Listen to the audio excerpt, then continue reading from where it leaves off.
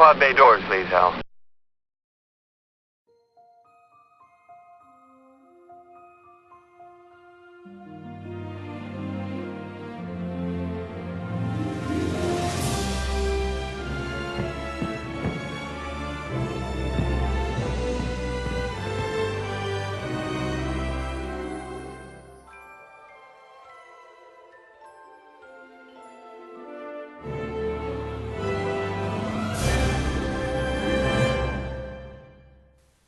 The pod bay doors are open. Welcome once again. I'm your host, Jerry Dean Roberts of ArmchairCinema.com and also ArmchairOscars.com. And rising out of the bottle, the magic lamp, as it were, is my co the one and only critic and historian for TalkMovieToMe.com, Mr. Doug Holler. How the heck are you today, sir? Oi! 10,000 years can give you such a crick in the neck. Say, you're a lot smaller than my last master. Either that or I'm getting bigger. Look at me from the side. Do I look different to you? Wait a minute. You're a genie? He can be taught. Welcome to part two of our little, as if you haven't figured it out, part two of our little Disney trip down the Disney Renaissance. Today we're going to be talking about three more Disney films. If you were with us last time, we talked about Little Mermaid, Rescuers Down Under, and Beauty and the Beast. This time we're going to have a little fun. We're going to talk about Aladdin. Yay. We're going to talk about The Lion King. Yay! And we're actually going to have a little fun talking about Pocahontas. Boo. So, I guess we should start with this. I got to tell you, we've had a long conversation about Aladdin before. Mm-hmm. And you said, and this was 2 years ago, I think you told me this was your favorite Disney movie. Is that still? It is still my favorite Disney movie, yes. Why is that? I've just, from when it came out, I was 11 when it came out. And just from then on, it's largely due to Robin Williams, but the story was had a lot more serious overtones, and the comic relief was perfectly balanced with Robin Williams as the genie and the carpet and Abu, and they meshed perfectly within the scenario that was set up. They weren't extraneous. They weren't thrown in like later on, like the gargoyles or in Hunchback or some of the animals in Tarzan and stuff like that. That it was such an organic picture, and it told the story from a different perspective than you usually get in fairy tales. He was he was literally the poor one. He wasn't like forced into servitude by an evil stepmother or something like that. It was just he was a poor kid in an Arabic town, and Disney film, the male protagonist. right, yeah, and it lays claim to the first non-white Disney princess. Yeah. Um, Well, also, this is one of those films that it takes place within a certain culture, mhm. but isn't really tied down to that culture because this movie has, it's what is it, the 7th century, something like that, Yeah, it's Arabia, really early, yeah. but it doesn't tie itself to that period Hmm. because there's a lot of modern references here. Um, That's because the genie doesn't exist within time.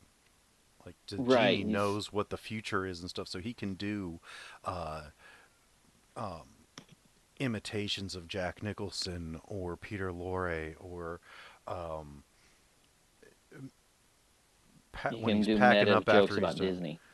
Right, meta jokes about Disney and the King Crab and the Chickenella King and the all of that because he has, as they say, phenomenal cosmic power. So he's Itty bitty living not, space. yeah, he's not a he is not bound to that time.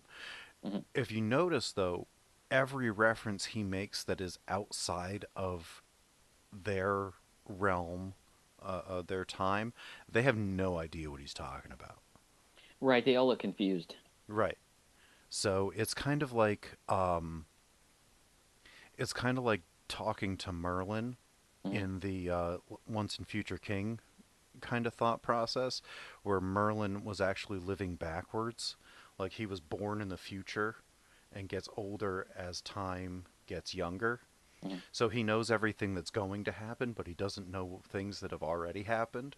So he'll be able to talk to you about what's going to happen tomorrow, but he doesn't know what happened yesterday. Yeah, they do that in The Sword and the Stone. He, They do, but in the book it's way better. yeah, they do that in The Sword and the Stone. He knows all these future references. Let's face it, I've said it before. It's the Robin Williams show. I mean, Mhm. it's a great movie. There are a lot of great characters, but bottom to top, the thing you think about is Robin Williams. And it is the single greatest expression of Robin Williams on film Right, right. ever. It's the Because he's only just thing that sort of really born to captured him. animation. Yeah. And he comes into this movie, what is it, the 40-minute mark, maybe? Yeah, it's late. It's late, half an hour at least. But from then on, Yeah. it's just him. And it's kind of a shame that he never really got another animated role like this cuz when he was in Fern Gully, he was in wasn't He was in he the Happy Feet. Happy Feet. That's what it was. And I think he was in Robots too, wasn't Yeah, he? yeah. But he was never given This kind of character, this this kind kind of of freedom. character. Yeah, yeah. This was the freest he ever was. This was as close to his stand up Mhm. without the swearing that they ever got on film other Although when than they were filming a doing stand this, up. he when he went off, he tended to kind of drift into the blue, I'm sure he did. and they had to tell him, Robin, it's Disney. But I it, would I would kill for an unedited uh reel of his voice. yeah, he gave them 16 hours Yeah. worth of material. He was not the first choice. He actually, I think they had picked. I think they were talking to John Candy. They were talking to Steve Martin. They were talking to some other comedians. But when they got to him, they they kind of, for lack of a better term, locked him in the booth, Mhm. and he just kept doing his stuff. And he said he said two writers became four writers became 10. And he said by the time it was over, they kept rewriting, writing his dialogue. He said there were so many in there that were pushed up against the glass in the booth, you know. And he did all of this stuff, and 16 hours worth of stuff. that is a whole lot for an animated feature because most people when they go in to do an animated feature, it really to do a whole script with the voice Hmm. in 2 hour sessions a day, really it probably only takes about 6 to 8 hours, and that's with retakes and finding the character and everything. If if you don't go in with a good idea Hmm. right off, but it's but 16 hours. The only thing that kind of competes with that is when Mike Myers did the entire movie for Shrek and then went back and said, "Hey, I have a better voice for this," and re-recorded all of his dialogue with the Yeah, Scottish with a accent. Scottish accent. Yeah. Well, Robin Williams was so. Um, they didn't expect this. No. He had a writer in his contract that the genie would be downplayed because he did this for scale, Hmm. and he did this for the basic union wage was what he got paid, and with the caveat that they would downplay the genie in the advertising. Well, when they saw the result, they realized what they had.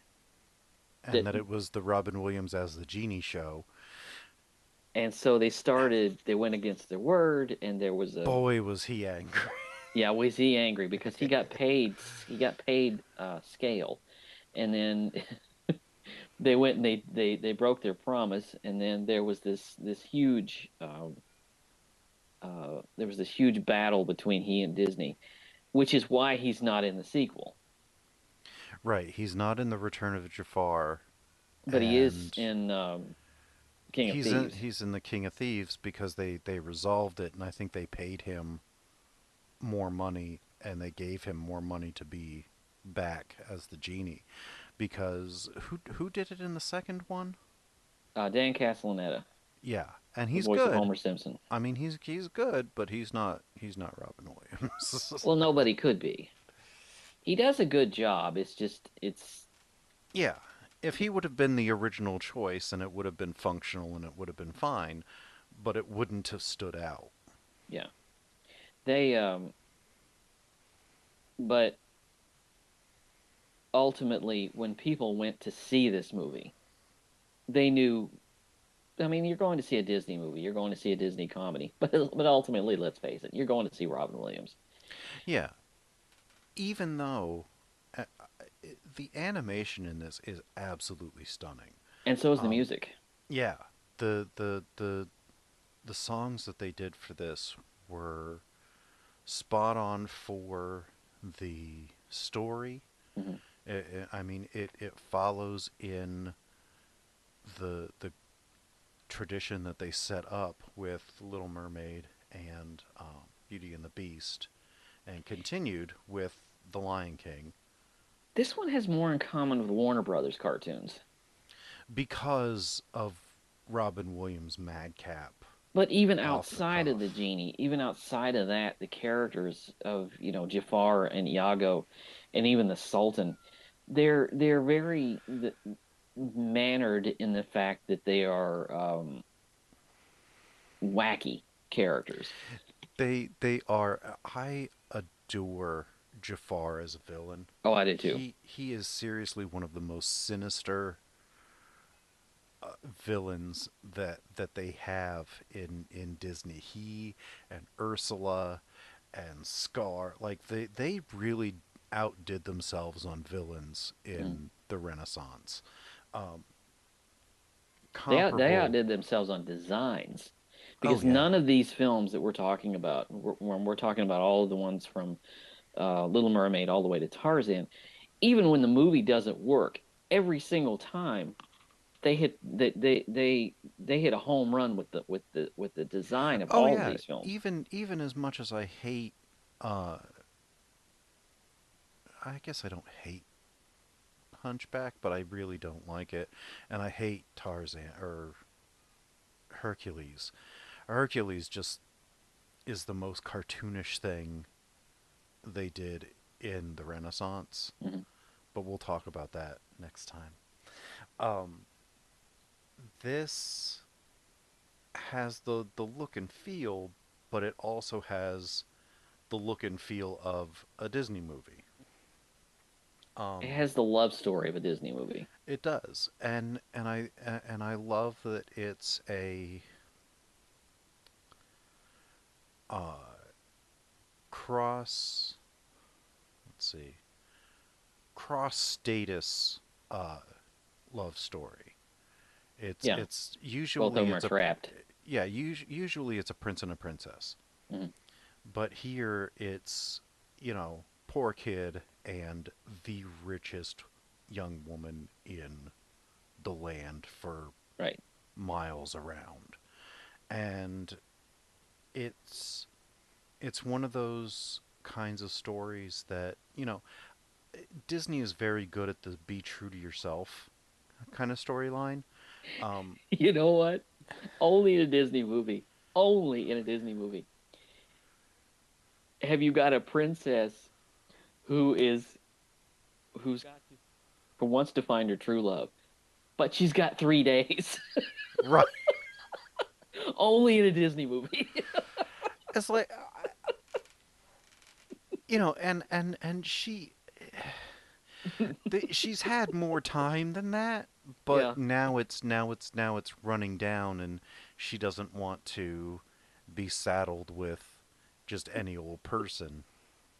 Yeah, because they bring in some people. They bring in this stuffy uh kind. They bring in this really stuffy, snooty prince, and the tiger gets after him, rips the seat out of his pants, and it's See, here's the question I have about that, and this comes from watching this movie a lot when I was a kid, and then even more as an adult with a child, Mhm.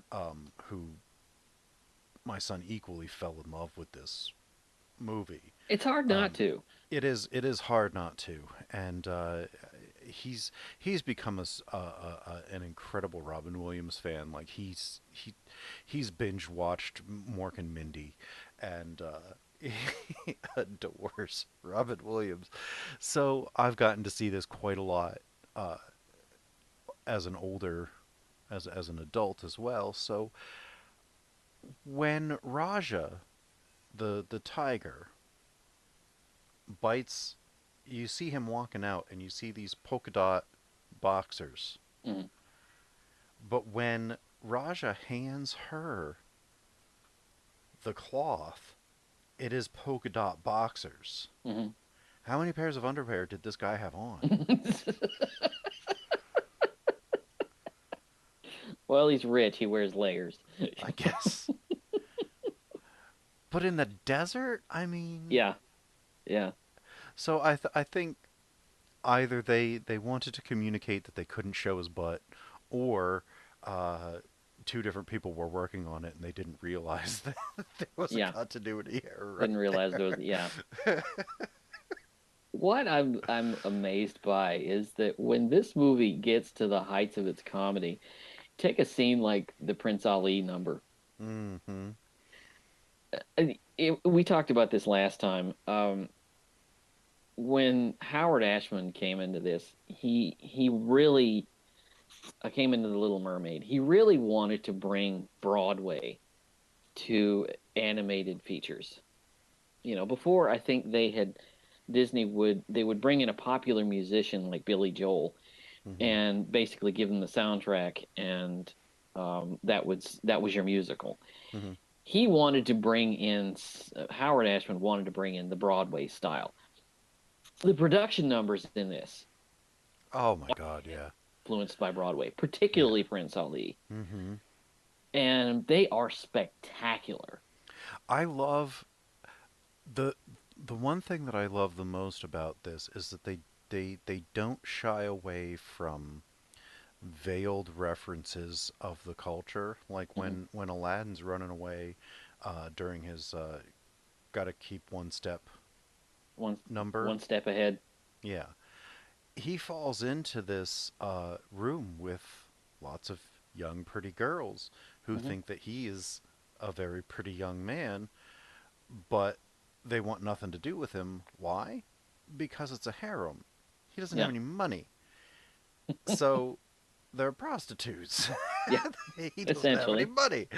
And so they kick him out. The matron kicks him out.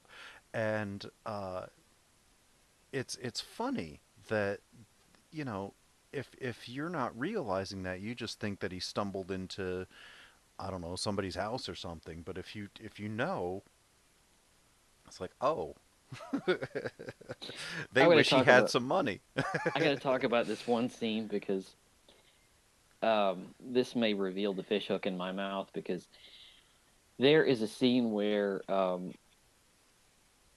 Aladdin is locked in the dungeon Hmm.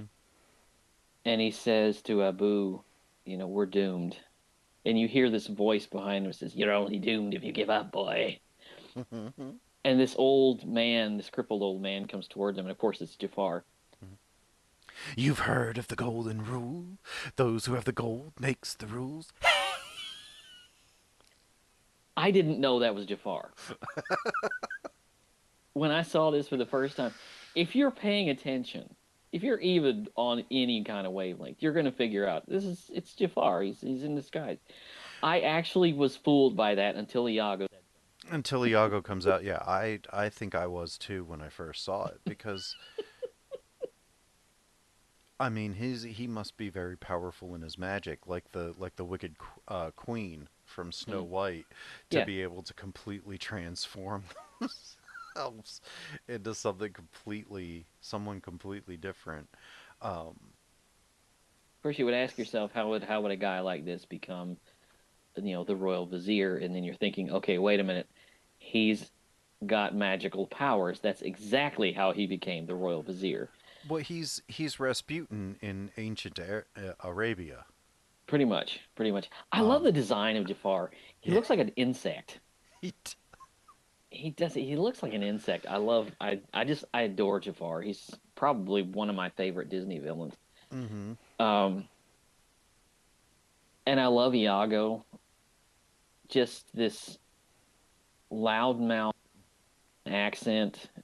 Probably the best performance Gilbert Gottfried ever gave. Oh yeah, oh yeah. Um, but it's just I love this movie. I love the designs. I love the music. The only thing I don't love is the love story. And I Mm. think part of that, it almost seems like a requirement to this movie. And the problem with that is that this movie is coming immediately off of Beauty and the Beast. Right. That may be my problem because this one, it almost, like I say, it almost seems like a requirement. That song, that whole new world, is probably to me the least impressive song in the movie Mm-hmm. because you have to remember because everything else is so bombastic. Mm-hmm. It's Friend Like Me and Prince Ali and all of that stuff, and even Arabian Nights, which I Mm-hmm. love. Yeah. And then it slows down for this love song, and I'm just like, it's just not as It impressive. was their attempt to recapture Kiss the Girl.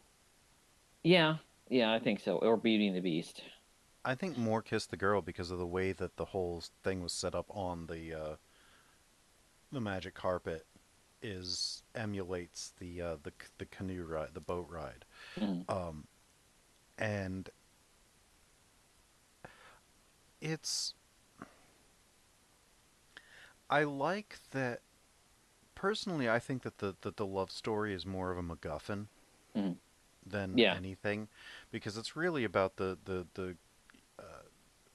um, the quest for power right. on um, Jafar's part, and this love story is there to be the impetus of the downfall of Jafar because this street smart person is brought in who doesn't trust him, Mm, who has no reason to trust him, and the genie, and it kind of throws off everything. It's the tune in The Lady Vanishes. It's yeah. the uranium dust in Notorious. It's nobody cares. There's There's a no point. little bit of a chosen one narrative here. It's briefly brought in and then thrown out. Um, Right, that Aladdin's the only one that can open the cave. but then they kind of drop that. Once he gets in the cave, it's done. It's like there's no real reason why he's the chosen one. It's Well, just he's the diamond in the rough, and then you find out later why he was the diamond. It's almost like this he was the only person that was going to bring down Jafar, yeah. and the cave knew that and was setting it up so that Jafar could be vanquished because, magic cave, middle of the desert, Yeah. you know. But ultimately, when we come right back down to it, the thing people remember was Robin Williams. So much so that when this movie came out, everybody was talking about him possibly getting an Oscar nomination. And he should have. And he should have. But there's this whole thing where I don't know exactly what they think a performance is. The man gave them 16 hours worth of material. He performed in a booth for 16 hours. I can't imagine. It's the same stigma that has been applied to motion capture, performance capture. Yeah. Those people are on the set, like Andy Serkis. Hmm. They're on the set doing the movements, and yes, they're animated over, but the animators use their facial movements and everything, and their voices and everything. It's them giving a performance. Like that is Andy Serkis uh, As what Gollum as or as Gollum, King Kong as or Kong, as or is it Caesar? Snoke, yeah, Caesar. Caesar. Um, there was a huge push last year, 2017, for Andy Serkis to get an Oscar nomination as Best Actor for Caesar for War of the Planet of the Apes, Mm. and I don't think that would have been outlandish, Right. because there was a big push back for the Two Towers and Return of the King that I he should remember have been that. nominated as supporting actor, and then when King Kong came out, they were like, he was the best part of the movie. I love the remake of King Kong Hmm. personally, um, and his performance as Supreme Leader Snoke in the first two uh, new Star Wars movies, the Episode 7 and 8, Force Awakens and Last Jedi. He was so good. He was so good in the Last Jedi that on the bonus features, there is actually they included um, the raw footage before they animated Snoke over him, Hmm. so that you could see what he was doing and how it translated to post animation. Yeah. And it's brilliant. He's a Yeah. wonderful actor. He shouldn't direct Yeah. though, because Breathe was terrible. But he's, he's Every a, artist has his limits. um. So I wish that he would have gotten a nomination There was for all this. kinds of talk about this, and there was all kinds of, you know, controversies over what makes a performance. And it was really, I think it's unfair because Andy Serkis probably even more than Robin Williams because Andy Serkis was on screen. Right. But Right. Robin Williams was such a part of that film and such a part of Hmm. the success of that film. And it was just, it that drove me crazy because I was thinking, well, what do you think a performance is? Right. And the Golden Globes, they gave him a special award. Hmm. The Academy couldn't give him a special award. Couldn't nominate him. I still don't get it. The Academy has a really, really bizarre history with animation. They, Yeah. for years, it wasn't until 2002 that they finally came up with a category for animated features. Mm, yeah. And 2001 or 2002, because wasn't Shrek the first one? Shrek was the first one. Yeah. And So and before that, the only one that got any recognition outside of the music category was Beauty and the Beast. right, it was the only film ever to get a nomination for Best Picture up to that point. It didn't happen for another 19 years. I think Up was the next one, and Up then was it the was, next one, and yeah, then Toy Story 3. right. Um, But it's both of it's which deserved to be nominated for Best Picture. right, right. I like it when they cross over like that. I Hmm. like it when they, you know.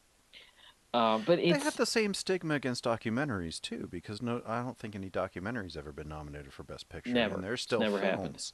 It's not like they're not movies. They're a different storytelling mode than you know narrative fictional filmmaking, but there are documentaries that could have easily been Best Picture.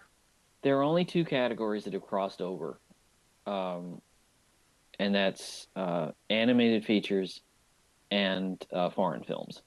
See, and that's also upsetting because there are a bunch of foreign language films that probably should have been Best Picture over whatever they chose Yeah, that specific year. Um, but it was so strange because it could have easily happened, mhm. but it was just this, like I say, this weird thing that the Academy has against animation, They just didn't want to acknowledge. They don't. They. It's like they don't want to acknowledge the amount of work that goes into it. or they don't think it's serious enough. They don't think it's legit Right. Because it's they view enough. animation as a genre and not a medium, Yeah. and it is filmmaking, but it's its own medium, and they don't they don't respect it, just like they don't respect certain genres like science fiction or fantasy or comedy or anything that's not drama or Or here's the thing that I don't understand is that maybe it's a blind eye to what animation is that they love to they never get they rarely ever get Oscar nominations for editing or right. for sometimes for screenwriting, but they for some reason for years always seem to succeed in the music category. Mm-hmm. I don't quite get that, but anyway, I'm still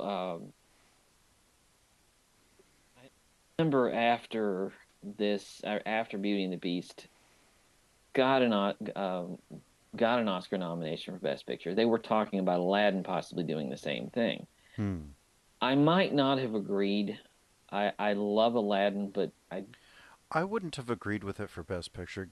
Now, The Lion King, Lion I King now. I would Yeah. have nominated that for Best Picture personally, but not Aladdin. Aladdin isn't.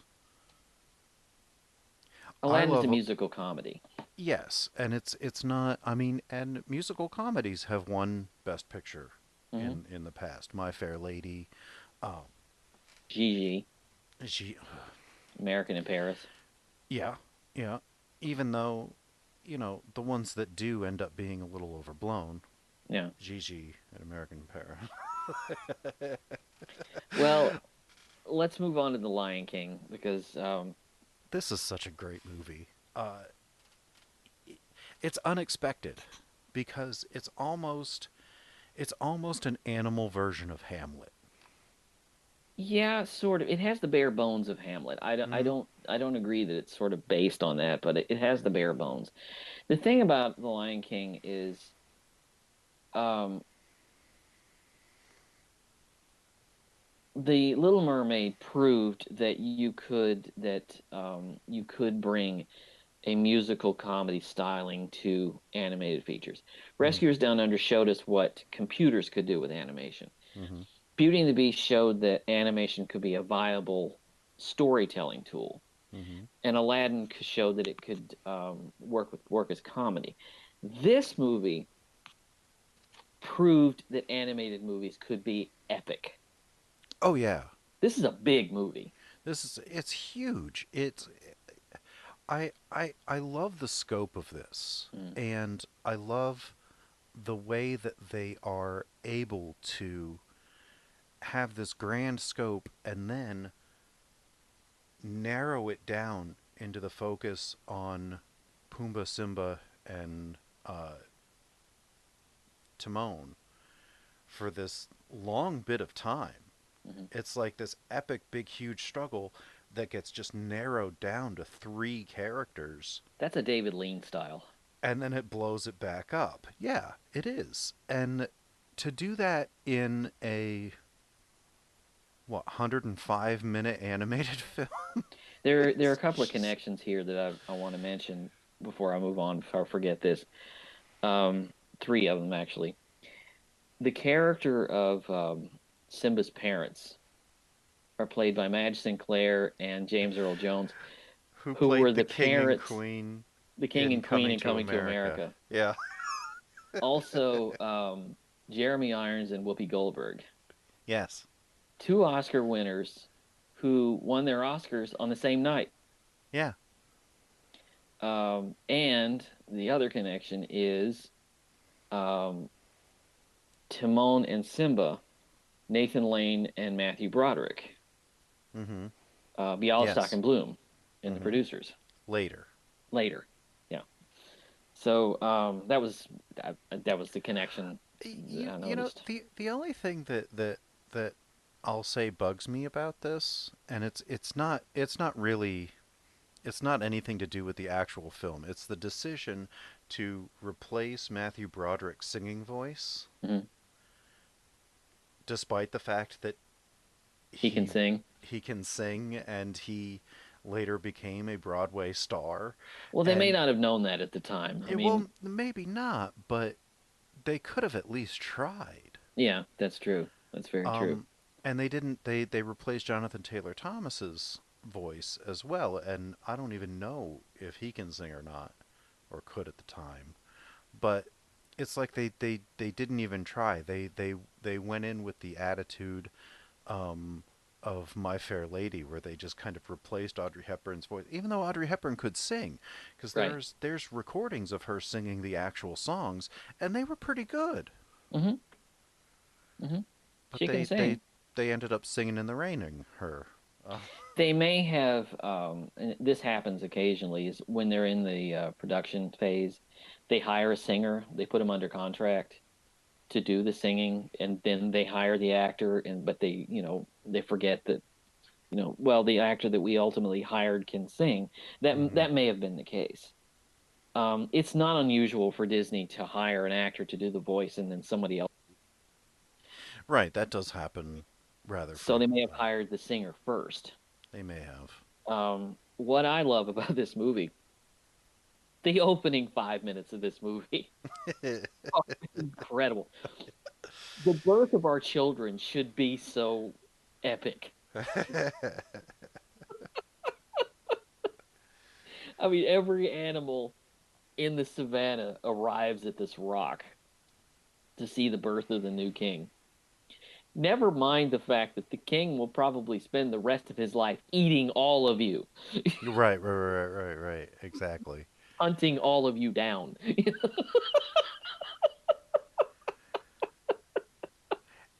I also find it hilarious that they treat Simba as if he is um, the king's only child. Yeah, yeah, Like, and the fact that they also ignore that Nala would probably be his half sister. yeah, yeah. I mean, there are other males in the prides Mhm. that do father children, but the head of the pride usually gets around with a lot of the different. Yeah, this is apparently the only lion family in the savannah. What I love, and I noticed this the other night when I was watching this. I love how the movie gets around the fact that the lions eat the other animals. Well, they say it. When They Mufasa talk tries about to it. explain it to him, it basically, yes, we eat the. It says, um, "Don't we eat the antelope?" Simba says, and it says, "Yes." And then the carcass feeds the grass. Circle of life. Right, and when we die, we feed the grass, which feeds the antelope, which feeds the next generation of life. It's like that's actually really potent. That's, Very potent, but it's the fact that the lion is not the king of the jungle because of any royal blood. The lion is the king of the jungle because it eats everything else. Because it is a and ferocious beast that kills. the funnier part of that is that the males don't do the hunting. No, no. The lionesses should be the queen of the jungle, and the lions should be the deadbeat schlubs of the because they are just the laziest creatures. If you ever want to see how this really plays out, there is a documentary called Africa the Serengeti, which I saw in IMAX, by the way. Hmm. It will show you exactly how this works out because the male lion is very boorish, and he has very little to do with the lioness or the cubs. Mm-hmm. he makes the he makes the he makes he mates with the female, and then he's gone. Yeah, he just walks away. He's a deadbeat dad. Hmm. But it's just really interesting the way that they try to get around that. Don't we eat antelope? Yes, but And the whole story behind. I mean, it's very typical Disney. You know, be who you were meant to be, and find your destiny and all that kind of stuff. But again, they do it so well and so entertainingly, yeah, um, that it's easy to forgive any of the standardness of it, yeah. because it does also go against a lot of the typical grain. Um, and this was the first Disney movie to show death on Hmm. screen. Um, and it's it's interesting, and Scar is another one of the great villains. Oh, he is. His song "Be Prepared" is Yeah. dastardly. I mean, that whole sequence when he's like, "No, we're gonna kill him," and he does launches into this whole thing, and then the hyenas are goose stepping Mhm. and doing a performance review and looking at him like it's like fresh out of Triumph of the Nuremberg. Will, and like it's it's impressive the lengths that they went. And Jeremy Irons, Yeah, I love Jeremy Irons on a whole lot of levels, but as a villain, oh man, we're gonna he's hard talk. to top. We're gonna talk eventually because that and this are his best performance because Hmm. it's amazing because he has a very that voice is very slippery, Hmm. very uh, it's interesting. Disney movies have a way of pointing out the villain just in their character design. Hmm. I said that Jafar looked like an insect. There's a way that Scar looks. He looks greasy. He almost looks dead. Yeah. If you notice when he turns around, he's skin and bones essentially, Hmm. and he's got the black circles around his eyes, and of course the scar and all of that. And the He is a black great villain. mane, and yeah, he is. Uh, yeah. When it came to brains, I got the lion's share, but when it comes to physical prowess, I'm afraid I'm at the shallow end of the gene pool. Forgive me for not leaping for joy. Bad back, you know. Why is the You made English me always lose my play? lunch. Why isn't the English always play the best villains? I don't know why that is. It's called realism and colonialism. it's, I think Maybe it it's was the John. accent. I think it was John Oliver that said, "We will come in and ruin your very existence, but it will be the most polite overtaking that you will ever encounter." Oh yeah. Oh yeah. Yeah. But the thing is, the when I talked about this movie being epic, this is a big movie. The idea that the idea is sort of cemented in that wildebeest stampede. Hmm. And if you ever get a chance to see this on a movie screen, you need to see it on a movie screen. I saw Hmm. it opening weekend, Wow. and because that wildebeest stampede is unbelievable, especially when you have the digital sound and you have it's Hmm. really really in your ear, and it's kind of spectacular, but it's also heartbreaking at the same time Hmm. because this is the first time that they ever really killed a parent of the main character, probably since Bambi, and it to me it's just as Yeah. heartbreaking. And and Bambi, they did it off screen. Yeah, yeah. Here they do it Like on. you hear the Well, you never gunshot, and then see him get trampled, but you see him fall into the hmm you know and you're kind of with him when he when he. does die. Yeah. But they've built up such a strong character and they Mm-hmm. built up such a magnanimous character. I I build up anxiety when we're getting to that wildebeest stampede because I don't want to see him go. Yeah. And, it's James Earl Jones. Yeah, I mean, when he's not Darth Vader, you never want him to go away. right. And I, I, it's always been just this fascinating. Like I've always loved any time I heard his voice. Uh, you know, from This Is CNN to Doctor Strangelove or The Great White Hope or any of those. He's just hmm? Star Wars. Well, yeah, Star Wars, Field of Dreams. Just, I mean, I could listen to him read the phone book. Him and Morgan Freeman. I'm sure he probably has, but I actually think he did.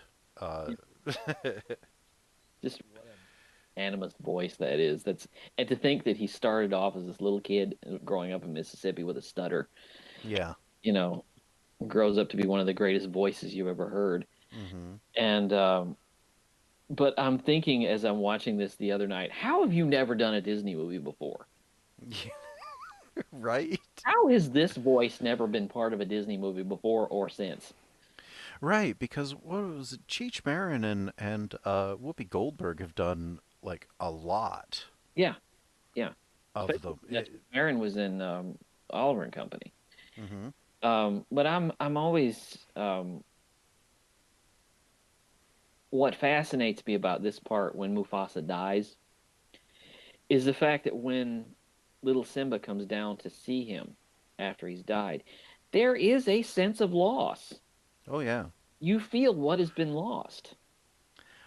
and a lot of that scent, like he crawls under the paw and he lays there, and it's underscored by uh, Elton John's music, because he didn't just do the music for the songs, he did. I think he did the score too, Yes. because he always wrote the music, and it was Bernie Taupin always wrote the lyrics. Elton John's not a lyricist, but that was his orchestration, and it's heartbreaking, that haunting chorus Yeah. that just It's in just overlays. will It's will get you. yeah, oh yeah, oh yeah, yeah, yeah, yeah. He wanted And to offer this. He was so excited. He was like, Grammys are nice, but this is real gold. right, yeah, yeah. I think he said something about the Grammys being balsa wood or something. Yeah. But this sad moment, and Disney knows how to do this. This is when you know that Scar is really black-hearted because he tells Simba, "You did it." Mm-hmm. He looks at him and says, and it's in no way any comfort at all. You did it. You Right, killed him. and then you better run away and then kill him. Like, There's a there's a wow. moment, there's a moment when he's just sitting there with that look on his face, and the hyenas come out of the fog, kill him. Mm-hmm. It's That's a intense. great moment. But again, Disney knows how to do this because after this horrible tragedy, after this horrible moment, they know what to do because immediately is when he meets Timon and Pumbaa. Right, but it's even funny when the hyenas are chasing him, Yeah. because he goes down into those the thicket with the thorns, and the Cheetah Bird gets knocked out into. I mean, it's funny, and then they yell out, "Yeah, if you ever come back, we'll kill you." Yeah. Like, well, it's not funny anymore, but it is. And then he meets Timon and Pumbaa, Yeah. which It's like those two, you got to move into your comedy relief. I love Timon and Pumbaa, by the way. they I'm not a big are. fan I'm not a big fan of Hakuna Matata. Um, but I do love these characters. Um, although The fart jokes seem a little out of step with what we've seen before in the movie. It just kind of It it does to a point. I do like the fact that they never actually say the word. they come right up to it Right. and say the word. And I felt downhearted. How did you feel every time that I Pumbaa? Not in front of the kids.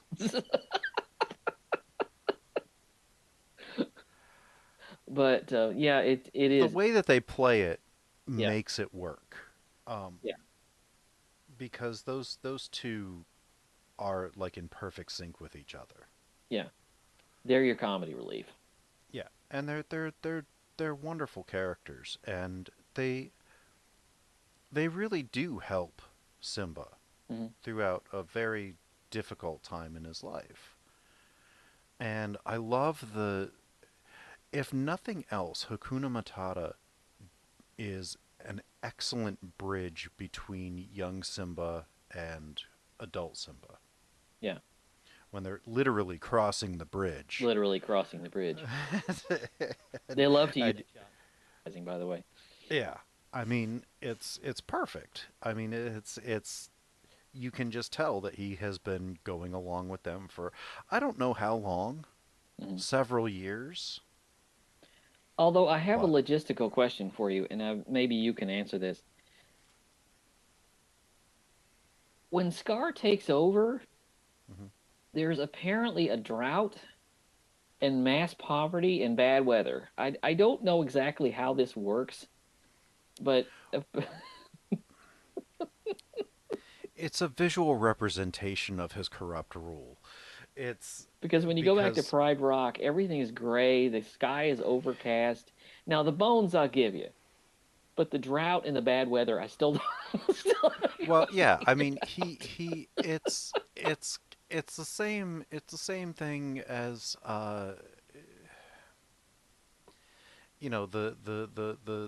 the corrupt ruler um just runs everything into the ground and is only cares about the fact that they're the ruler, um, and you know doesn't send the lionesses out or doesn't abandon where they are until things get better to go to some place where it's not drought riddled. He is so obsessed with being the king of Pride Rock Mhm. that he is content to let the pride and the people that follow him suffer because he doesn't want to leave this status symbol. And all But the other animals moved on because there was this drought. but did you get the And feeling that he really doesn't know how to rule? oh, absolutely. He just He wanted the title. right. He doesn't really know what he's doing. He's laying there on his little bed in the thing, and I never really quite figured it out. It's like he's ineffective. He doesn't know what he's doing, and He he's is. He just wanted the title. yeah, Um and that is a a wonderful surrogate for many political leaders. yeah. Um, You want it, both but then when you both get there, you don't know what to do with it. both then and now. Um, People that just they want this position, and then when they finally get into it, they're like, okay, it's like the dog that caught the car. What do they Hmm. do now? Yeah, They don't know. They don't know what to do with it, so they have all this power, and that's all they have. And yeah. they don't know what to do with it, and they don't care because they have it. It's oh, there's a Where whole the movie starts to lose me is that I personally think it has a very weak third act. When he comes back, it's not as it's a strong. very abrupt It's third very act. abrupt, Um, and it almost feels like it at points feels like the story doesn't really know where to go. I think that in a different if this were told under a different scenario, if this weren't a Disney movie, if this had been done some by some other company that was a little bit more daring, Hmm. this would have been 2.5 or 3 hours long Yeah. to really show you more of the Scar's ineffectiveness and what happens at Pride Rock while Simba. There would have been more cross cutting between Simba growing up and Scar ruling, Hmm. and it would give more of an impression of how long it's been Yeah.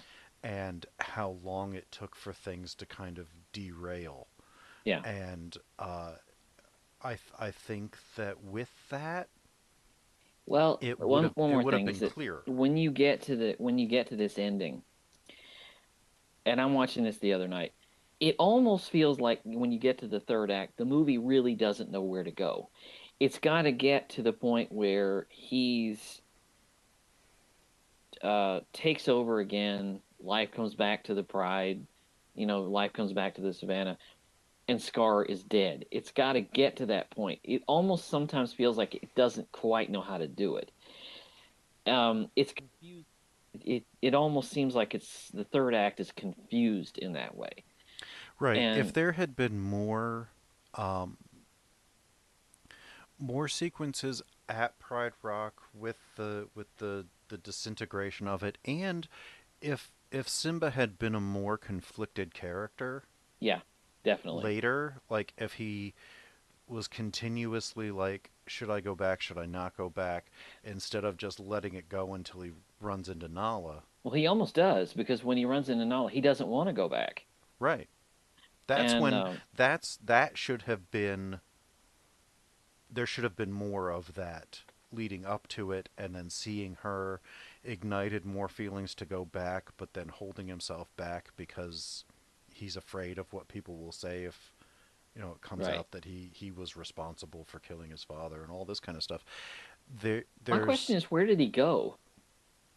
Because he left the province. Where exactly did he go? ah they actually explain that in the Lion King 1.5. Didn't see Lion King one and a half. I never saw it's the sequels. it's the second one is okay. It's a midquel.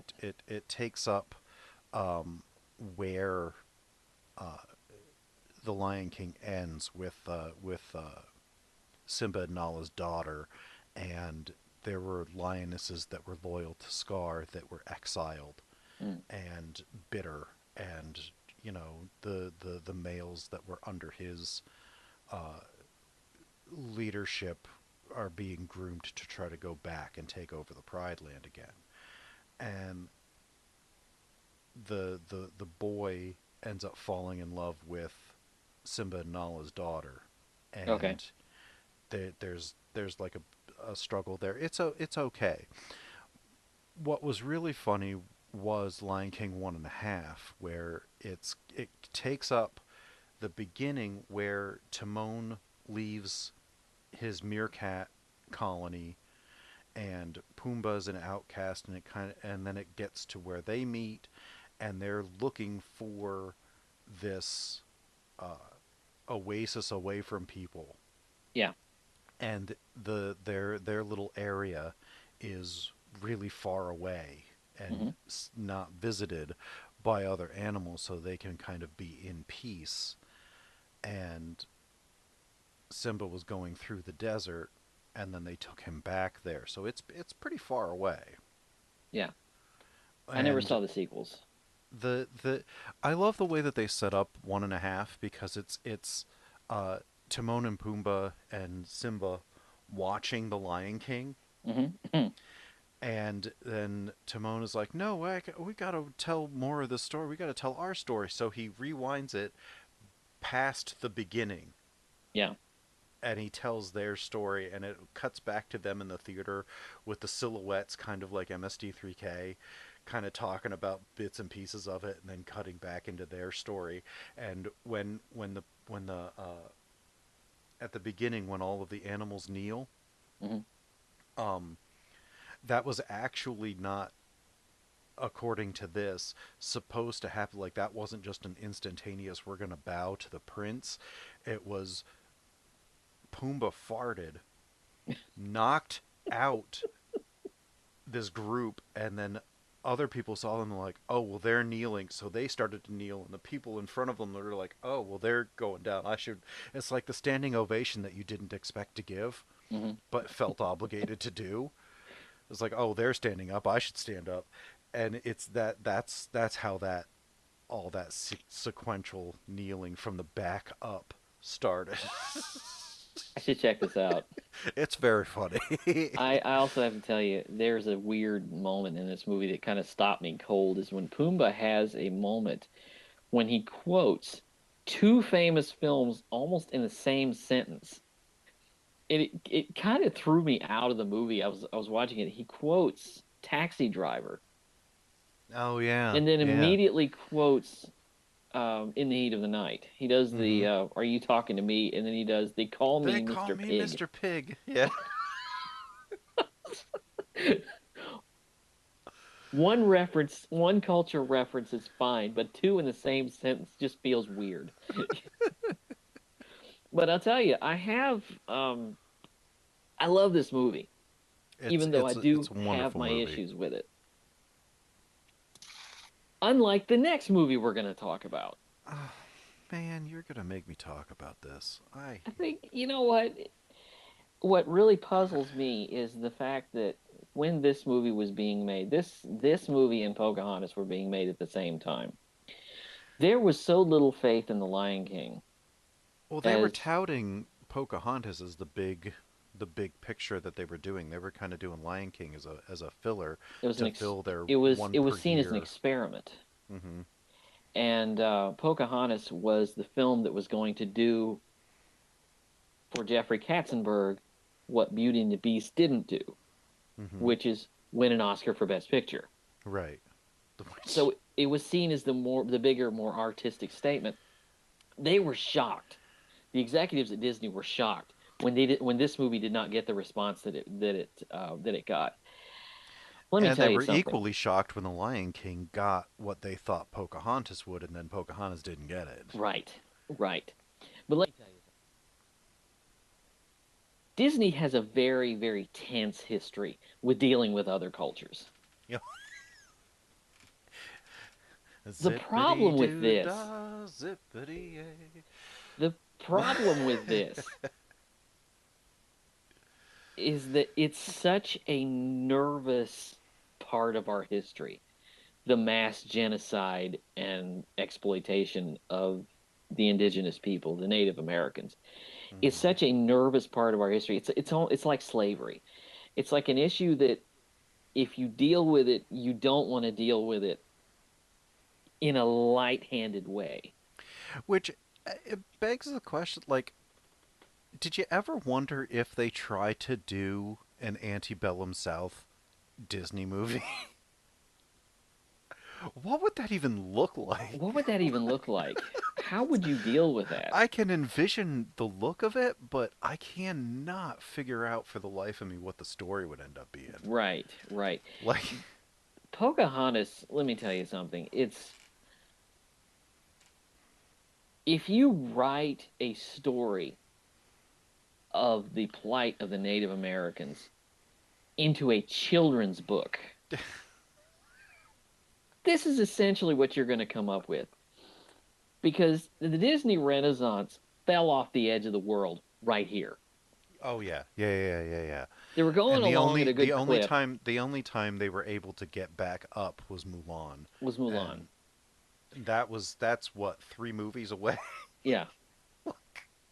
Um, the problem is everything that Disney makes has to fit inside the Disney brand.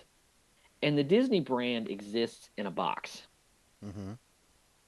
And so there was this there was this push to want to go out and explore and do new and different and artistic things.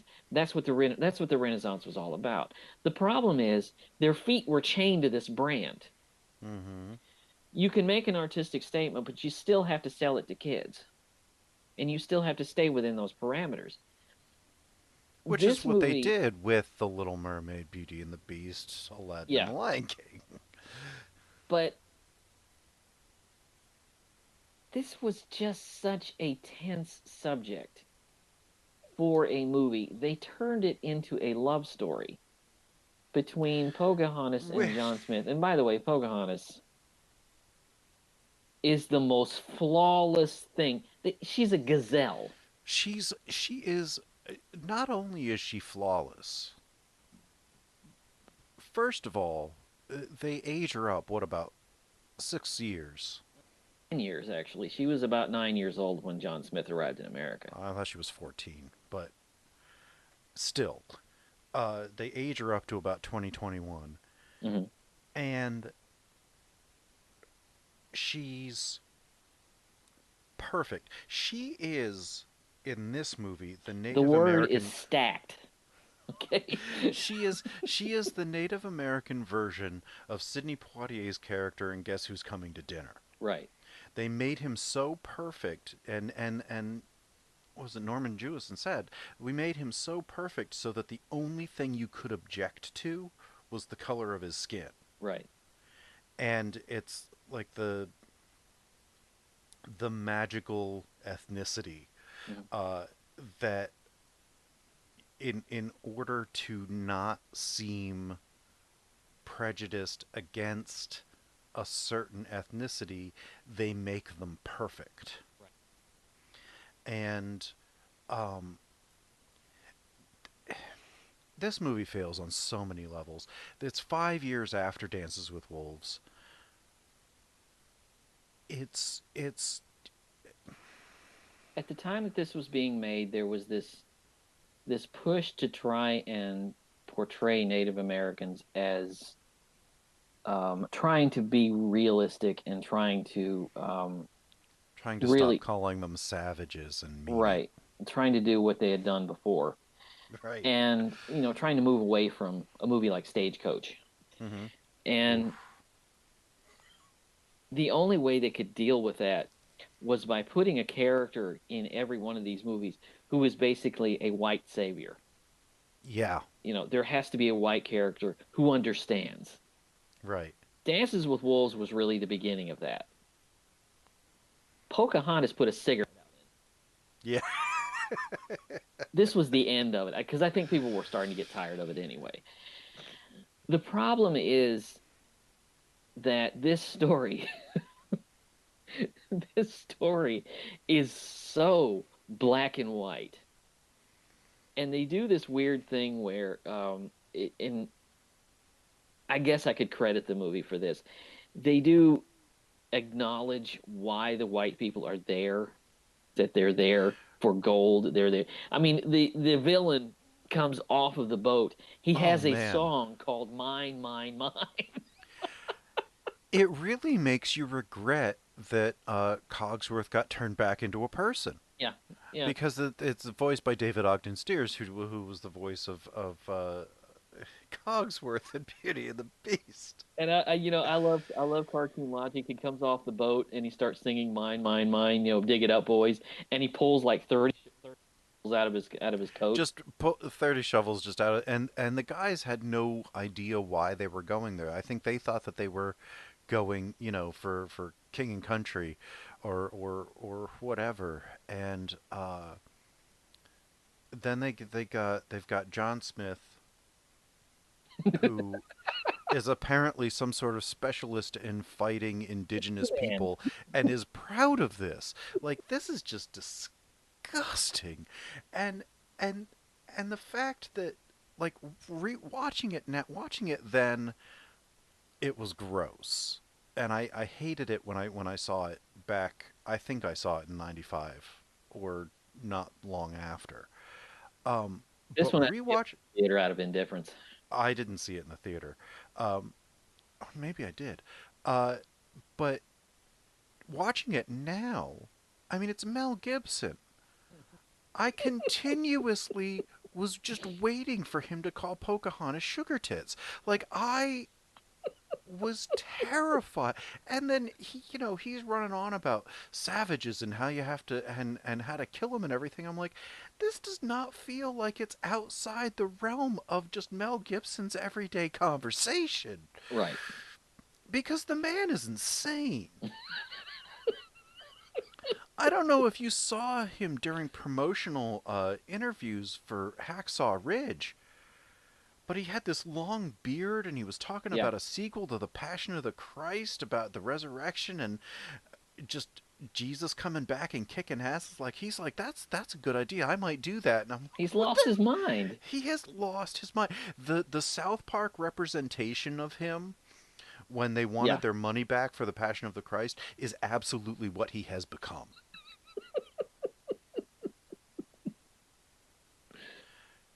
And to know that about him now and watch this from then when it was still kind of it was bubbling under the surface and he hadn't had his DUI calling um the Female woman police officer, cop sugar tits. yeah and going off on his tirade against Jewish people. And I mean, to go back and watch this as and see him as the native slayer, I'm like, Yeah. well, yeah, I mean, in Well, and 2020 hindsight, he was perfect for this role. the native slayer, it's like he goes out and he falls in love with Pocahontas, which John Smith never did. John No, Smith was middle aged when he and arrived in she America. was 9 He to went back 14. to I mean, if he had, it would have been like Lolita 1492.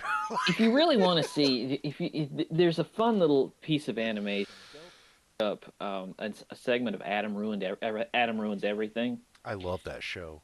where he talks about this movie and he talks about how Pocahontas was preteen Hmm. and she was probably he was middle aged. He's probably about my age, and he when he went back to to England, he wrote a best selling book about his adventures, and Hmm. most of it was made up.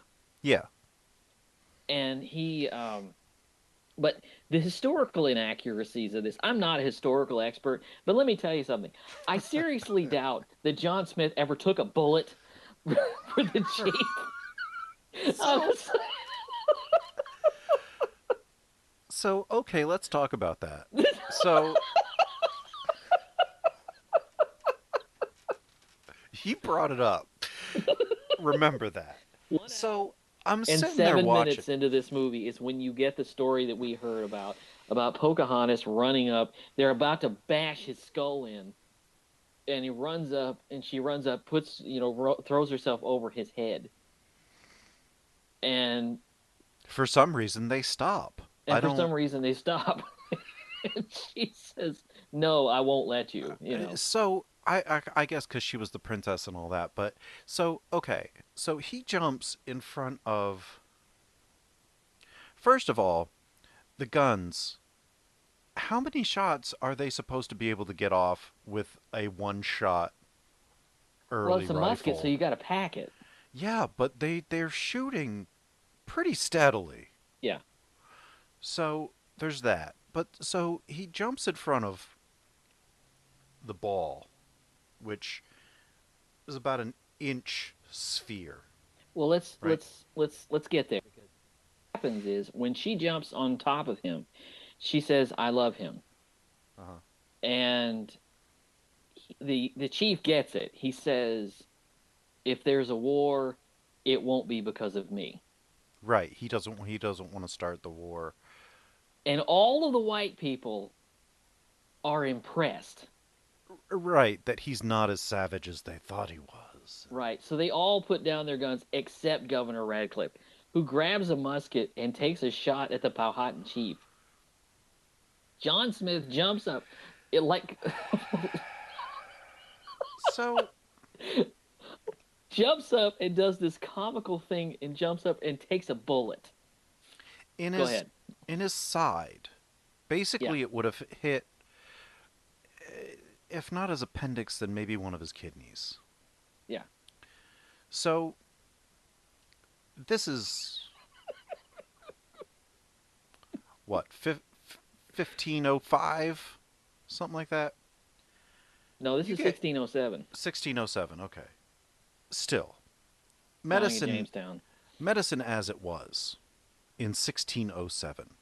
was If a you got joke. shot, if you got shot anywhere, these balls were an inch big sphere. Hmm. They could shoot, and if you got shot in the shin, it would go through your bone, shatter it, that they would have to actually take off your leg because there was no putting it back together at that point. Okay? Right. So he gets shot in the side. They dress the wound. Hmm. They put him on a boat to take him home. They say, "You need to get back to England or you'll die." Which, if So you if he leave in lives June, you're going to get there by November at least. December, it took like 8 months to a year to cross the Atlantic Ocean at that point. And if you got swept into the doldrums, I mean, so this wasn't like a 2 week pleasure cruise like you could do now, like to get across the ocean. They didn't have engines; they had sails. They Yeah. would have to row if there was no wind, and it took months upon months upon months to cross the Atlantic Ocean. So to say that their triage, He's not because going remember, across the they're street. they're or like to a city where there's a big sophisticated hospital. He is going across the ocean. He would have either bled out long before they even got him on the boat because it takes them like a week to get him on the boat. Mhm. And if they did get him on the boat alive without bleeding out somehow, because they didn't know how to do blood transfusions at the time, they still thought that your blood would be poisoned, so they would bleed you into a bucket to get rid of your poisoned blood. Yeah, they're still using leeches at this point. Right. Leeches and cutting your vein and bleeding out. So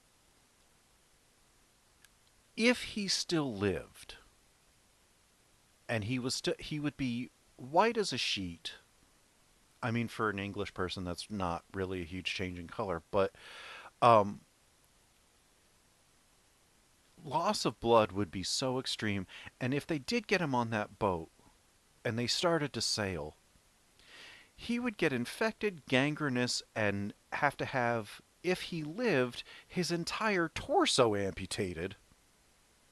He'd be dead before he got on the Yeah, he would have been dead before he boat. got on the boat, and if he did get on the boat, he would die on the boat within about a day and a half, maybe two Because days. this expedition, it would take a week, maybe two, to get your stuff back on the boat Right. and to get ready to leave. So there's 2 weeks and then like 8 months to cross the thing. Like I say, you're leaving in June. You're probably going to get there sometime in the new year. He's going to be Seriously, he's going to be a skeleton by the time. their their medicine man probably could have at least helped him live long if he just stayed. Because if Mhm. you're moving him around, if the bullet didn't go through you, and you're moving him around and you stick him on the butt, I mean, that in and of itself, like when Abraham Lincoln was shot, Mhm. nearly 60 some years later, the reason he died was not because of the bullet in his brain. It was Because of because the the doctors. doctors were scooching around and moving it around and trying to pull it out. He might have actually lived if they knew anything about anything Mhm. at that point. He might not have been able to continue on as president, but like he would have been severely brain damaged, but he might have lived. Mhm. And because it was 3 days later, and it was because they were sticking their fingers in there trying to get the ball out that they gave him an infection, and he died from the infection, not the gunshot wound. So And the that was fact, just 150 years ago. This is 400 years ago. And the fact that um they do all of this, it's the movie is insane. It's trying to bottle up this story. and boy, do they cut through it like a hot knife through butter. Yeah. I mean, it is short. None of it is explained. They have stupid songs. Pocahontas's linguistic legerdemain is unfathomable. Like, she listens to English for two whole sentences and she is perfectly fluent. She's speaking English before they get there. They're Now, again, I think that that's just kind of like a sci-fi thing where you're hearing English, but like picture it like the movie has its own universal translator. They're actually speaking Powhatan because at points they do actually speak in Powhatan, but it's a kids movie, so they don't want subtitles. they got nervous with this movie because the original concept was much closer to the original, was much closer to the historical record. It was she was actually aged appropriately, and there was actually early in the production, it was tossed around the idea of having the Powhatan characters speak their native language, and Pocahontas would have to go through the process of learning the language. Hmm. That was an original idea that they had early on. It got tossed out because If that they Al if they McDonald. were committed to their guns, then that would have been much better. What But I'm really bothered by is this idea, and maybe I'm wrong, maybe I'm not. Let me know in the comment section. The idea that they make a point that the white man came to this country to pillage and destroy. But they make up this idea that hey, the Indians were jerks too. You know, and it kind then of both sides the thing, and it's with the like it's a false equivalency, which is also unfortunately and hysterically contemporarily relevant. Um, but then with the end, you think that this whole crew is going to go back and talk about well our experiences with them, and we should try to befriend them, and we can work with them and everything. things were a little tense for a while, but everything But eventually. everything worked out. And if this were the real way this happened, there would never have been a Trail of Tears. There would never have been uh, the um, Will act. Wounded Knee, and all of the reservations, and the almost complete genocide of a people. So it's nonsense. It's like when they come back, they're even worse. Like it doesn't it I get that they're trying not to be a downer in a kids movie, but if you're telling a story that ends with all of that tragedy later on, after Still to you would come. have thought that they should have learned their lesson here, and you know that that's how it ends, don't tell the story. Mhm. Or Again, don't tell it this the is way a that they very did. tense, nervous story to tell. It would be like trying to tell, the story of, like I say, the African slaves. It would be trying to tell that story. You have to cut it up and you have to paste it together in order for it to be a Disney movie. That's the problem with this. Can Where the you where the movie imagine? loses me, where the movie loses me, is when it tries to be this ecological Oh, message picture. There are bigger stakes things here oh yeah. than the forests and the trees and the cute little animals. There are bigger Right, right. stakes here. Right. Like the annihilation of an indigenous people. I actually just, when you were talking about the African slaves and we talked about how that would look, I actually have in my head a vision of the opening song and people in the fields and whips cracking and they're singing a song, and it would be the most culturally and racially insensitive thing that you could possibly imagine, while at the same time trying specifically not to be, and being racially insensitive because they're trying not to be, which is exactly what this is. Right. They're trying not to be, and in that trying, in that attempt, they are completely culturally and racially insensitive to Native Americans. It's I do have to give this the movie one positive comment is that the Powhatan people are all voiced by native actors. Most of them, yes. No, all of the speaking parts are. The Okay. singing, Pocahontas' singing voice is a white woman, but all of the speaking parts are actual Native American actors, which I gotta give them credit for, because they certainly did not cast Jasmine with an Arabic woman. Yeah. Yes, her skin tone was different, but she was still all of the voice talent was still white people. And but here they actually made an attempt, and I have to give them credit for that attempt. It's a shame that the movie was as terrible as it is. Well, it's also the idea is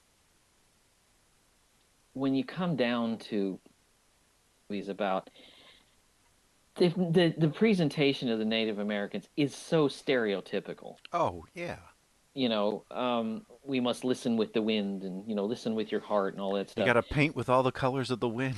And the leaves that follow her, all I kept thinking of are those cartoons where someone's really stinky and the flies are around them. That's what I kept thinking. Not only that, there's a stupid scene at the end of it where she's standing watching John Smith's ship head out of harbor, and the leaves that seem to follow her around reach John Smith. I thought, please, really, stop with the stereotypes. The whole stereotypical thing about, the Native American people are, the mysticism and all of that stuff. We talk to Granny in the trees and all that stuff. Right, right, right, right, It right. is so, this movie is a parody of Mm-hmm. Disney films. Mm-hmm. It really is. It's a parody. And when you come down to it ultimately comes down to a comedy because it's like, it's trying to be so noble. And this word gets thrown around a lot, pretentious. Yes. This is an example of pretentious. Mm-hmm. When she's singing Colors of the Wind and they both look What does off that into the even mean? distance and they fade out and they're two hawks and it's Yeah. like, please, please, oh my God, please. But I gotta tell you this. I'll give the movie the credit for this. You said the songs are terrible, and I agree. But at least Colors of the Wind, I can remember the lyrics. The I'll rest give it of that. them, I Do don't. what? I don't have any idea the rest of the songs. I mean, well, yeah. I mean, but the movie is terrible. I will say this. The other thing that really drove me nuts is, first of all, they didn't have a romance. It was not just May, December. This was like February, December in ages. Yeah. I know the ages of romance were different, but they never had a relationship. Her relationship with the guy that she calls too serious, in real life, she married that guy Mm-hmm. and they had several children. Yeah. She was Not kidnapped. dead. Not She was killed. kidnapped by an Englishman named Thomas Rolfe and was taken back to England and was paraded around as an exhibit of the noble savage, Mm-hmm. Mm-hmm. which is completely sponge cleaned in the sequel, Pocahontas 2, which I saw God. yesterday for the first time. I'm sorry. I skipped this one. I They didn't. avoided that. They avoided that. He's the noble, understanding, whatever. And I'll give that movie is a heck of a lot better than this one because at least she goes back to England and it is a stranger in a strange land. She does not know what to do. She's going to talk the king into because the king wants to send an army to America to battle and kill the Powhatan people because Radcliffe has come back and told them how terrible they are.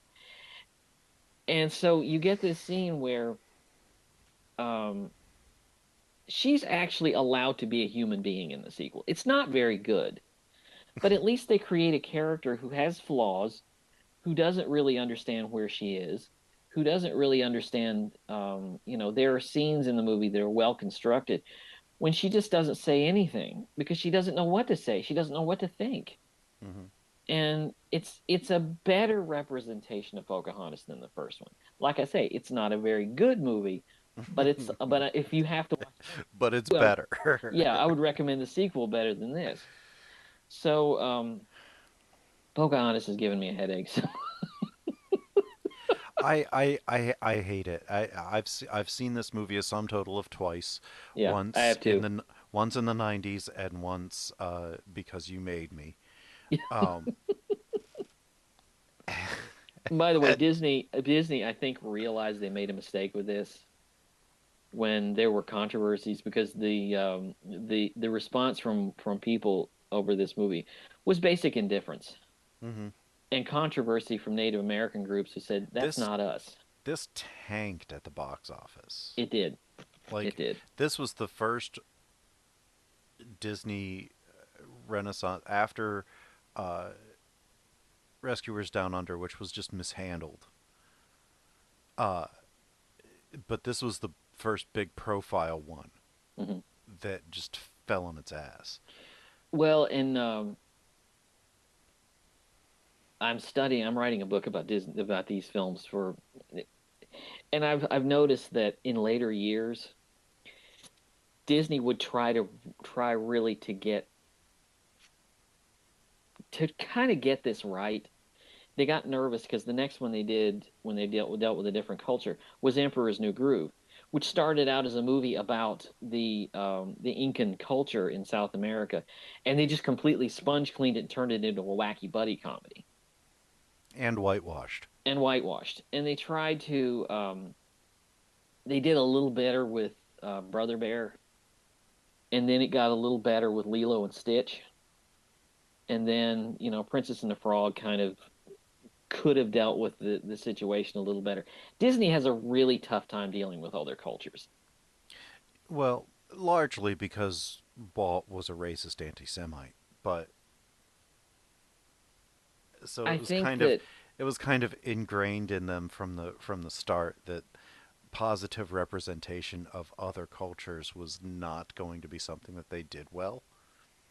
well, I'm going to come down to let's come down to recommendations because the one thing I really want to recommend is Moana Well, because yeah, because Moana that was great.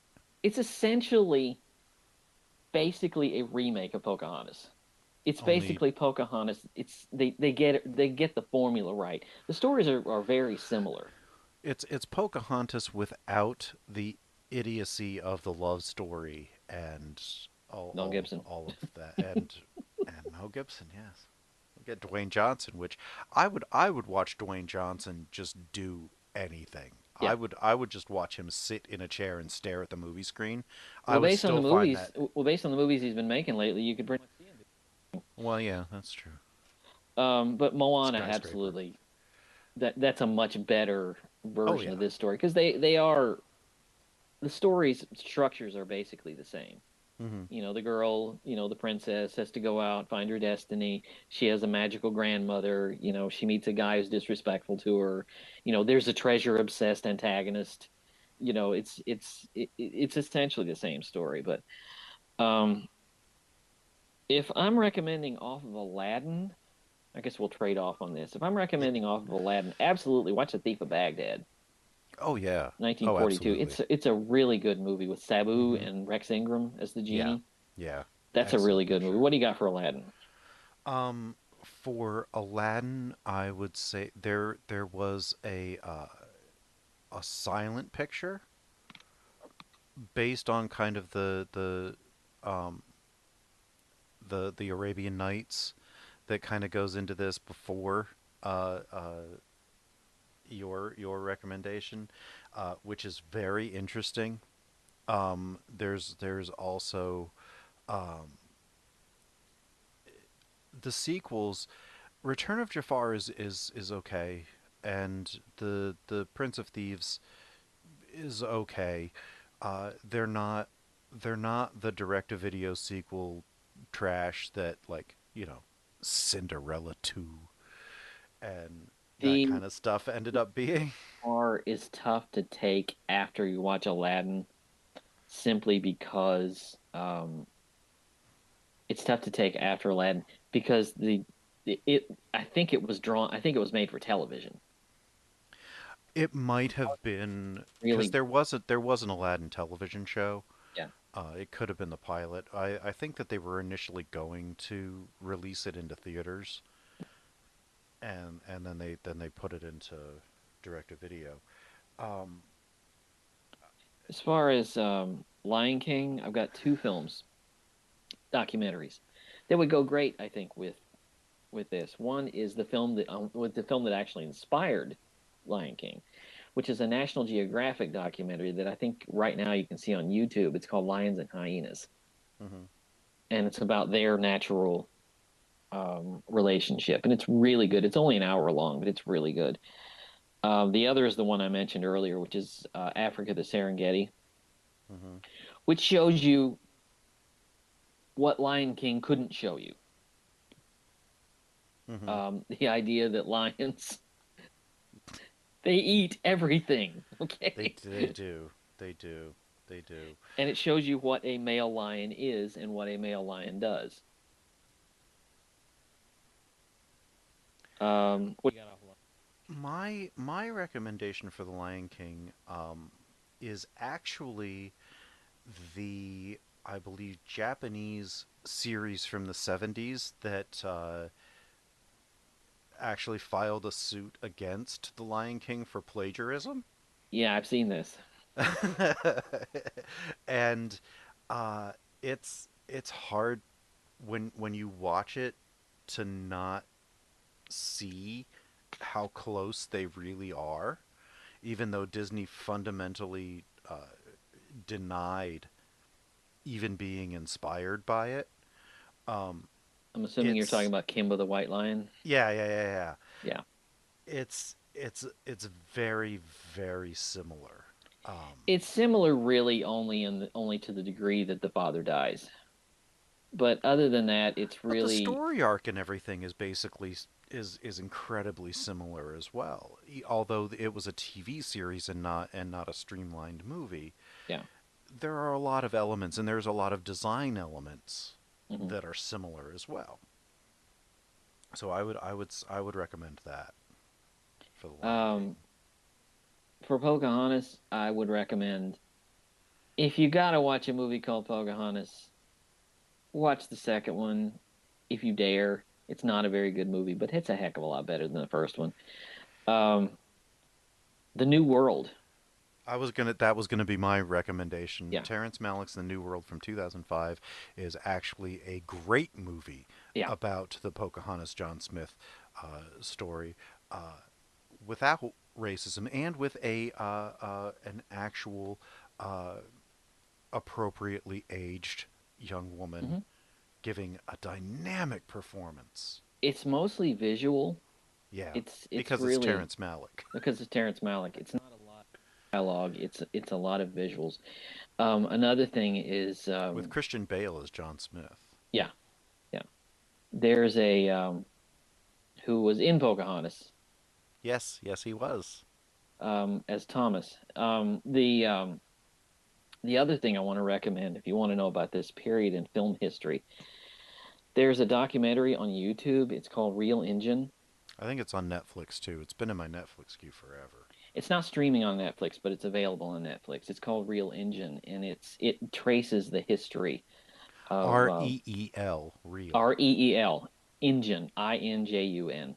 It traces the history of Native Americans in American films, going all the way back to the beginning, going all the way back to Edison. Mm-hmm. And what's fascinating is the actors that they got to play in Native American. Um, at one point, I think Geronimo is played by Anthony Quinn. Yeah. Yeah, and they would cast people that just were not Well, I acting mean, like Sal Mineo and well, yeah. Jeffrey I mean, Hunter. if you were sort of brown, then you got to be a Native American.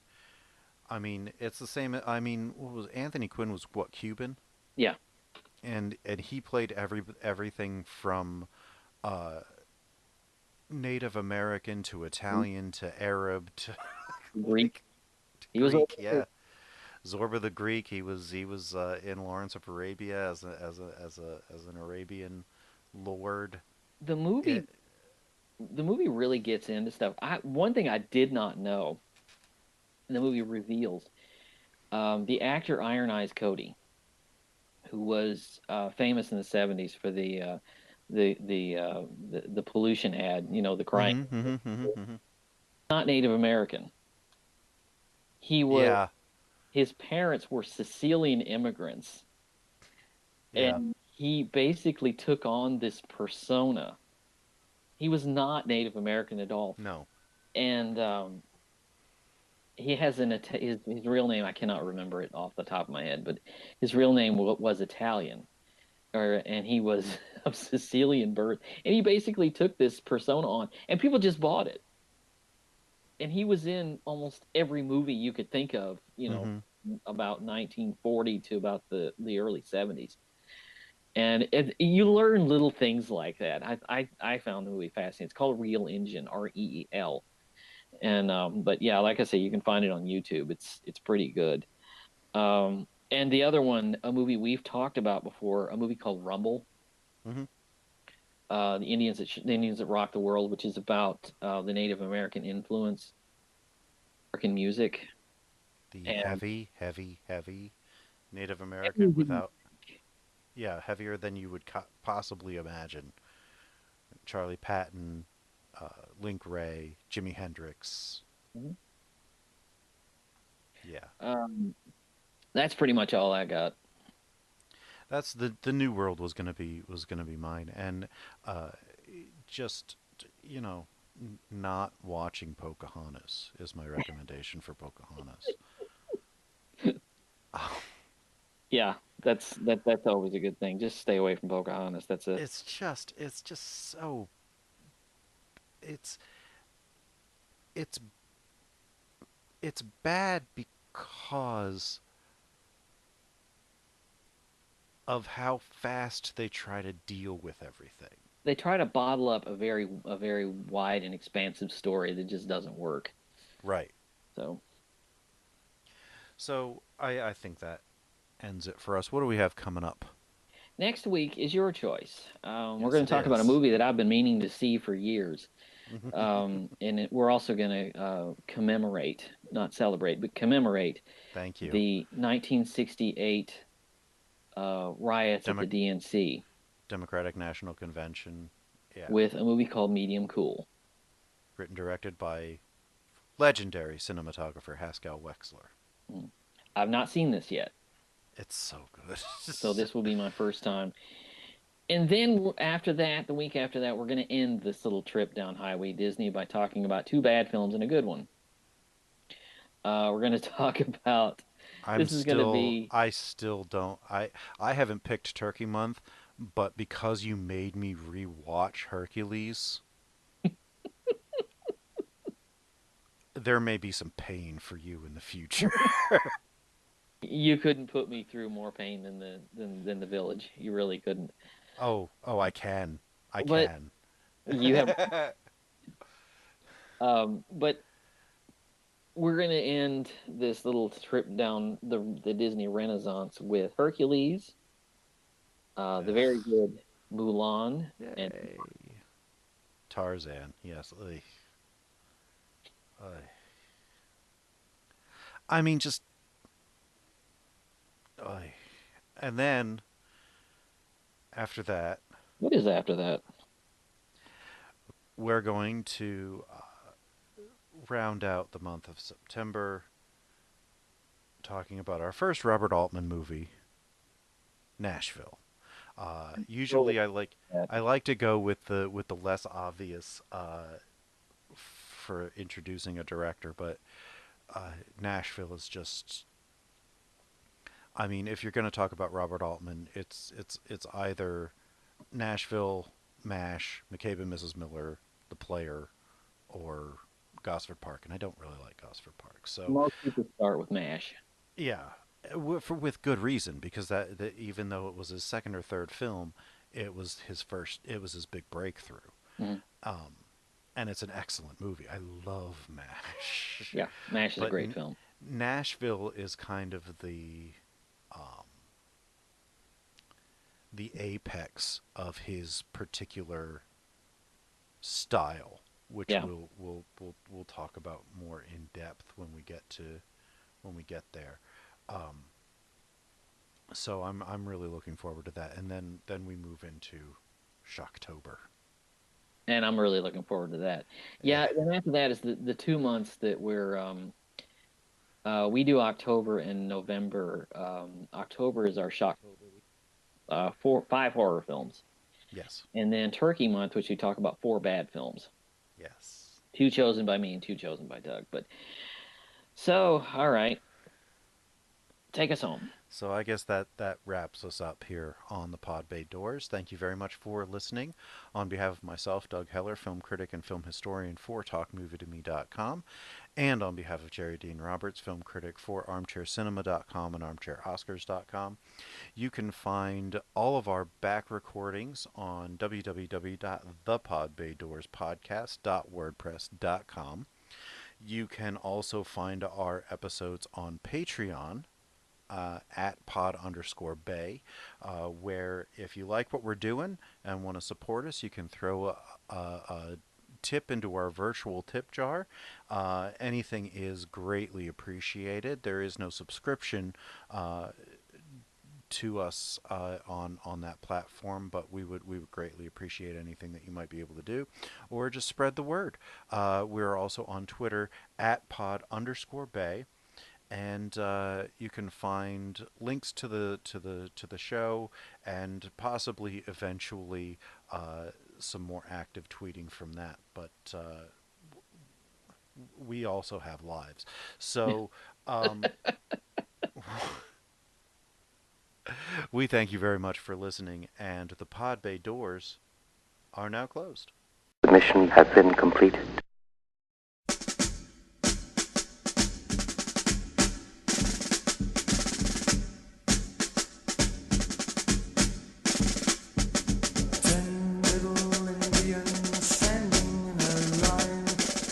Stood looking at another man's wife. Then there were nine little Indians, their hearts so full of hate. One took his neighbor's goods. Then there were eight little Indians. They just got down from heaven. One told a lie about another's best friend. Then there were seven.